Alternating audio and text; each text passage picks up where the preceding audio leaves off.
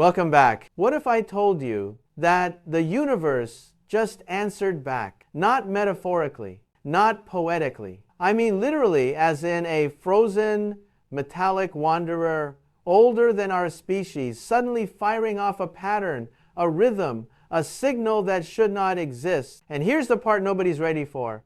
That signal wasn't noise. It wasn't random. And it wasn't supposed to be possible. Tonight we're diving into the event the scientific world is pretending to study while quietly panicking behind closed doors. 3I, Atlas just spoke. This is the moment the cosmos blinked, and humanity realized it was being watched. You know, we humans like to imagine we've charted the stars, mapped the cosmos, understood the rules. But every once in a while, the universe throws a wrench the size of a moon directly into our fragile sense of certainty. That wrench is 3I, Atlas, an interstellar object, the third ever confirmed to enter our system after 1I, Oumuamua, and 2I, Borisov. But this one behaves. It changes course like it's thinking. It sheds material in controlled intervals. And, worst of all, it emits pulses. Tiny, faint, rhythmic pulses picked up on deep spectrum arrays from Chile to Hawaii. Pulses that match no known natural astrophysical process. Think about that for a second. Space rocks don't talk. Comets don't tap out patterns. And interstellar objects definitely don't send repeating bursts that just happen to align with prime number sequences. Unless something is fundamentally wrong with our assumptions, or something is trying to get our attention. Picture this. It's 3:14 a.m. at the Mauna Kea observatories. Cold, silent. The kind of silence that feels electric. A graduate researcher, half asleep, over-caffeinated glances at a data stream she's seen 1,000 times. Noise, static, cosmic, microwave junk. Then suddenly a spike, another spike, then a gap, then 3 spikes, then 5. She pauses, narrowing her eyes. 1, 2, 3, 5. A Fibonacci sequence. And you know the moment your entire body feels like it's holding its breath? She had that moment. She calls her supervisor. He rushes in. They run the data through 3 different filters. They isolate background interference. They check satellite paths. They check known pulsars. Nothing matches. Absolutely nothing. The supervisor leans back, eyes wide, voice barely a whisper. That's not natural. You can almost hear the room expand around him. Then the second signal arrives. And this one is worse, because the sequence isn't just mathematical. It's structured, timed, intentional, clean. A message patterned across an object drifting silently through our solar system. Like a lighthouse beam sweeping across a coastline no one knew existed. And here's the kicker. The pulses are directional, not random bursts, not spherical emissions. They're pointing, aiming, focused like a transmitter seeking a receiver. But who or what is it trying to reach? Us? Or something else entirely? Here's the thing nobody will admit publicly. NASA hates mysteries. They love puzzles. But mysteries? Mysteries are dangerous. Mysteries get funding pulled. Mysteries get senators asking questions they shouldn't ask. So when the 3I Atlas signals hit the data channels, NASA did what NASA always does. They smiled for the cameras while quietly calling an emergency interagency briefing. And it wasn't just NASA. ESA dialed in, JAXA dialed in, the Pentagon dialed in. Even Space Force sent someone whose only job apparently, was to sit there silently with his mic muted. One scientist described the meeting off the record as, "It felt like we were looking at a locked door in the dark, and something on the other side had started knocking back. Nobody knew what the signal meant. But one thing was clear. The pulses were accelerating, and the timing intervals were tightening, as if the object had realized it was being observed." Here's the part that breaks astrophysicists. The movement, 3I, Atlas, doesn't move like a comet.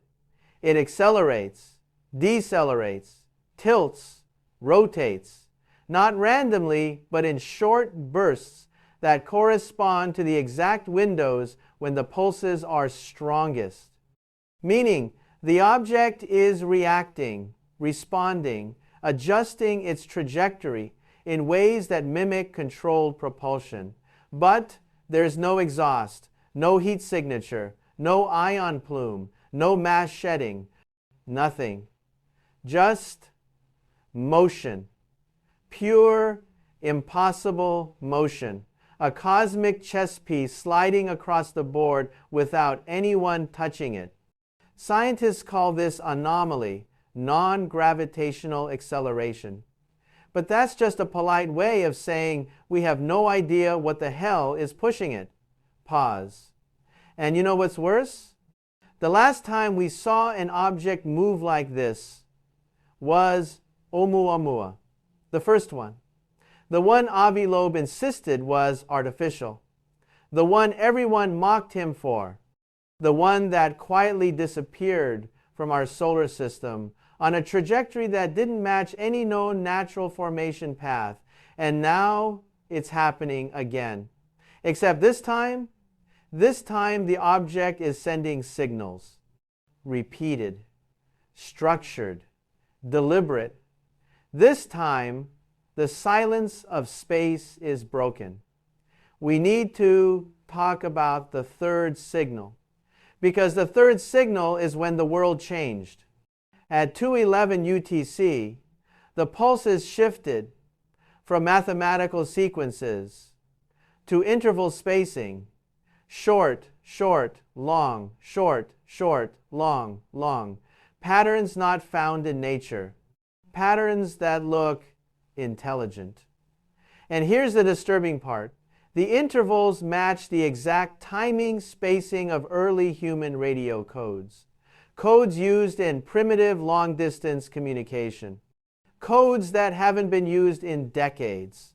Someone or something was mirroring us, as if trying to say, "We see you, we hear you, we know how you speak."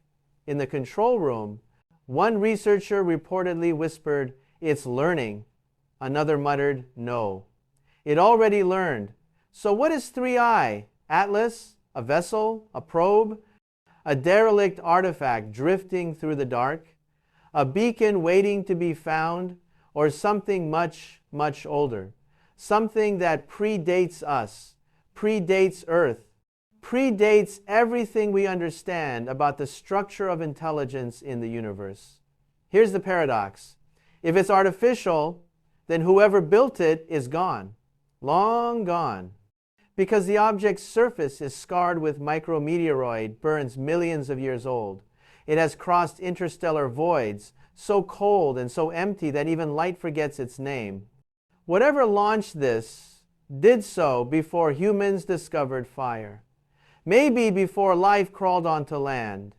And yet, it speaks.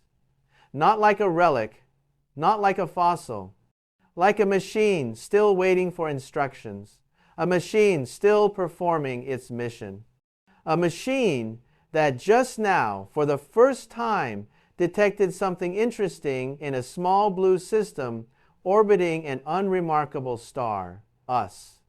The last confirmed reading before the signal abruptly ceased showed something terrifying. The pulses shifted from a pointed emission to a broad, system-wide broadcast. As if 3I Atlas wasn't trying to talk to us anymore. It was trying to talk to everything. every planet, every moon, every object in the solar system with a surface to touch, a cosmic flare, a shout in the dark. And just before the final data signature dropped off the charts, the signal stabilized into a single repeating interval. 4 beats, then silence, 4 beats, then silence, over and over, like a heartbeat, not ours, but something else's. And the meaning of that pattern, we're going to open that door in the next chapter. But trust me, what those 4 beats represent will rewrite reality itself. 4 beats, silence. 4 beats, silence. The pattern that stopped every astrophysics lab cold. At first, it looked simple, almost insultingly simple. So simple that junior researchers assumed it was instrumentation error. But the senior scientists, they knew better. Because 4 is not random. 4 is intentional. 4 is the most stable structural number across biology, chemistry, crystalline formation, and resonance systems. 4 is the number of DNA nucleobases. 4 is the number of fundamental forces. 4 is the number of space-time dimensions. And here's the part that made seasoned researchers go pale. This wasn't 4 pulses, it was 4 frequencies, stacked, layered, interlocked, a chord, not a broadcast, a signature, like the calling card of something that wanted to announce not a message, but an identity. One scientist later described it this way: is greater than it wasn't saying something, is greater than it was being something. And that distinction changes everything. To decode a signal, you need a reference, a starting point, a baseline. But 3i, Atlas's signal, had none. It wasn't structured like human radio. It wasn't structured like pulsars. It wasn't structured like quasars. It wasn't even structured like communication. It behaved like a state, a phenomenon, a mode of operation, like the entire object had shifted into a new configuration. And then the real nightmare: all 4 frequencies were harmonically perfect, no noise, no drift, no thermal interference, no cosmic distortion, perfect, almost machine perfect. You know what that implies? It implies that the signal wasn't traveling through space. It implies that the signal was generated in a way that space itself could not distort. A signal not broadcast into the universe, but broadcast against it, as if the object was using physics the way we use paper, as a medium, not a limitation. Let that sink in. The first breakthrough came from a researcher at the University of Toronto. She pointed out something nobody had noticed. The 4 frequencies aligned with the cosmic background radiation at an inverse ratio, meaning 3i, Atlas wasn't sending a message outward. It was reading the universe, mirroring it, reflecting it back, sampling reality like a scanner mapping an environment. Imagine standing in a cave and shouting just to hear the echo, to understand its shape. That's what 3i Atlas was doing. Except the cave was space-time. This wasn't a beacon calling out to someone. This was an ancient machine taking inventory of the universe it had entered. And if that's true, then it means something terrifying. 3, Atlas just woke up and is trying to understand where it is. But it gets worse, because the readings indicate the object didn't just mirror our universe. It mirrored us, our satellites, our radio noise, our technological footprint. And then it adjusted its signal to resonate closer to our patterns of communication, as if saying, I see you, I know your shape. I am adapting. Right after the 4-frequency signature stabilized, 3I Atlas moved, not drifting, not tumbling, not accelerating by sunlight. No. It tilted. A 19-degree rotation, clean, precise, deliberate, a maneuver. And that tilt aligned the object perfectly with Earth for the first time. Up until then, its pulses had been directional but broad sweeping like a lighthouse. But now it was pointing directly at us. Astronomers debated whether it was coincidence. Mathematicians ran the numbers. There was no debate. The probability of a random interstellar object rotating into precise alignment with Earth at the exact moment its signal evolved was astronomically impossible. Something was happening, something intentional, something aware. Here is where everything changes, because up until this point, the signal was detectable only on deep spectrum equipment. But then, for a window of 2 minutes and 14 seconds, the 4-frequency pattern shifted into the audible range. Humans could hear it. And the sound? It wasn't mechanical. It wasn't electronic. It wasn't like anything recorded before. It sounded like a low, layered hum. 4 tones merging into one resonant chord. Deep, metallic, alive. People described it as a cathedral built inside a machine, a choir singing from underwater, a sound that wasn't sound. But the most disturbing description came from a radio operator in the Canary Islands. It sounded like something breathing. Think about that. Here's the theory scientists won't discuss publicly. 3I Atlas did not start signaling until it detected 3 things. 1. Directional radio patterns, our satellites. 2. Oxygen spectral signatures, our atmosphere. 3. Artificial EM leakage, our technology. Together, they created a profile, a world hosting a technological species. And the instant it registered those signatures, it changed behavior from silent drift to pulsing, from pulsing to structured signal, from structure to awakening, from awakening to orientation, from orientation to focus on us. Like a key fitting into a lock, like a system designed to activate only under specific conditions, conditions we humans happen to satisfy. The implication, we were the trigger. And whatever 3I Atlas is, it wasn't meant for stars. It wasn't meant for planets. It was meant for civilizations, a mechanism that activates only when it senses intelligence. But to do what? That's the question no one wants to answer. As the 4-frequency pattern continued, something unprecedented occurred. The object's surface temperature rose, not randomly, not due to solar heating, not from internal energy release. It rose in sync with the pulses, like a power system ramping up, like something inside was charging, like something dormant was preparing for its next phase. One final reading was captured before the arrays overloaded, a microsecond spike in gamma emission far too precise to be natural, and then silence. Total, absolute, cosmic silence. The signal stopped. The temperature stabilized.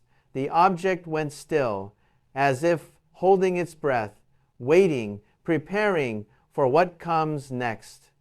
And trust me, the next step in the sequence will change everything humans believe about intelligence, origin, and purpose. Because 3I, Atlas didn't just speak, it's about to act. And its next action will not be small. For 3 days after the silence, 3I, Atlas, drifted like a corpse, cold, muted, devoid of activity. Then, without warning, a seam appeared, not a crack, not damage, a controlled geometric line forming across the object's equator, perfectly straight, perfectly precise, perfectly impossible, and very slowly it opened, like a pupil widening, like an aperture adjusting, like an ancient eye finally waking after millions of years of sleep. Inside, not metal, not rock, not circuitry, light, a soft, swirling, liquid-looking glow that behaved nothing like plasma and nothing like matter. A light that felt aware. One astronomer said, is greater than it was like staring into something that was staring back. That moment was when governments stopped pretending, stopped theorizing, stopped debating. This was intelligence.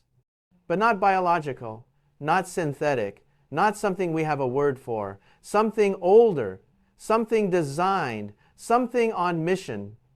And it had finished scanning. Now it was choosing. Exactly 42 hours after the aperture opened, a number no physicist believes was accidental, 3I, Atlas emitted a beam. Not a laser, not a radio burst, not EM radiation, a beam of structured space-time deformation, a ripple, a fold, a distortion that bent star positions by measurable degrees, a beam that touched only one object in the entire solar system, Earth's moon. Not Earth, not our satellites, not our cities, the moon. And the pulse did not damage it, did not scar it, did not heat it. It mapped it down to every crater, every dust grain, every relic of our presence. And then it projected something back. A three-dimensional holographic construct visible only through telescopes, lasting only minutes, hovering above lunar orbit, a diagram, a map, not of space, not of our solar system. A map of signals, signals like itself, hundreds across the galaxy, all dead, all silent, all drifting. Except one blinking point at the edge of the diagram. Atlas, and then another point lit up, us. The diagram connected the 2 points with a thin glowing arc, 2 nodes, 1 line. One meaning connection established. The world interpreted the diagram a dozen ways. Some said it meant contact, some said it meant invitation, some said it meant danger. But the few physicists who understood the harmonic signal realized the truth. The 4-frequency signature was not communication, it was a handshake protocol. Not asking, "Are you there?" but confirming, "You are now recognized." Atlas didn't speak to us. It indexed us, filed us, recorded us, added us to a library of civilizations it had encountered across the galaxy, none of which were alive anymore. Think about that. Every point on its diagram was extinguished. Every node was a tombstone. Atlas was not a messenger. Atlas was not a vessel. Atlas was a witness, an archivist, a record keeper, a device traveling indefinitely across the void, documenting intelligent life after it has disappeared. And for the first time in its existence, it encountered one still alive, us. And that realization triggered its final phase. At 3:19 UTC, Atlas emitted its last signal. Not a pulse, not a chord, not a scan, a waveform, long, rising, falling, layered like the breath of something ancient. And inside that waveform, buried in harmonics, researchers found mathematical compression, dimensional encoding, structural resonance patterns, a message, but not to us, a message about us, coordinates, atmospheric composition, technological level, genetic markers, electromagnetic signature, a full profile, a cosmic report card, a file uploaded into nothing, into space, into the void, into whatever system Atlas is paired with, wherever or whatever built it. Atlas had scanned us, logged us, filed us. And then it closed its aperture, dimmed its internal light, turned away from Earth, and began accelerating, faster than gravity permits, faster than physics allows, faster than any natural object can move, as if fired like a bullet toward the edge of the solar system, like it had completed its mission, like it had somewhere to be. Here's the part you're not going to hear on the news. Atlas wasn't warning us. Atlas wasn't greeting us. Atlas wasn't threatening us. Atlas was documenting us, cataloging us. Like every other civilization it encountered, civilizations that are now dead. The implication is simple. Something wipes civilizations out. Atlas is the witness, the final observer, the last archivist, the machine that arrives too late to help but just in time to record. We are the first civilization it found still living. And now we are filed, indexed, tagged, marked. Whatever Atlas reports to knows we exist. Whether that is good or bad, no one knows. But the silence that followed Atlas's departure felt like the universe taking a deep breath, as if waiting, watching, listening for what comes next. A slow zoom of the night sky, stars drifting quietly, empty, ageless. Then a faint streak, barely visible, 3-eye Atlas leaving our system. A single dying ember in a cosmic wind. A machine older than our myths, older than our planet, old enough to watch civilizations rise and fall like sparks from a fire. And over that image, the narrator's final lines. We used to wonder whether we were alone. Now the real question is different. How many of the civilizations Atlas recorded realized too late that they were being watched? Fade to black. Silence.